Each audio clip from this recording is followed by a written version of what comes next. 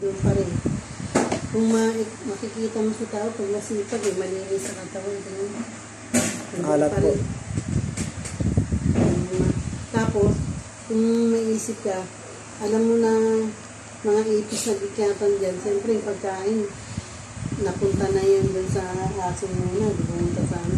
Sabi ko, itapon mo na yan kasi na hindi naman pinakain, ilang araw na.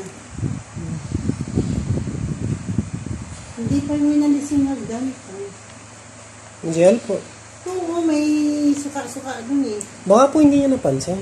Nakita niya yan. Ako isa lang mata ko malinan. Hindi na nakakakita isang mata ko na eh. Binuhusan ko nga tubig yun, kaya sabi ko, walisin mo para malinis. Walang ano. Tapos wala ako namin na alcohol. Binuhus yun dyan. Wala po atang algal dyan eh. May sunbox po ba dyan? Oo, yun na nga. Naka-dyan. Naka-ready na po. Yung ano. Isang galon po. Kalahati yan. Naka yung ano, yung sunbox na violet. Hindi niya yun, hindi ko naman namin. Pag-isa na kasi yun. Kaya malata mo yung bata pag masipag tamad.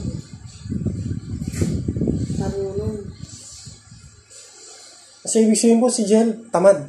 Oo, tamad. Kahit tinutulungan na po kayo. Ay, nakutulong niya sa akin. Parang saglit na, ano, pag nagwalis nga yun eh. Sabi niya, malinis na.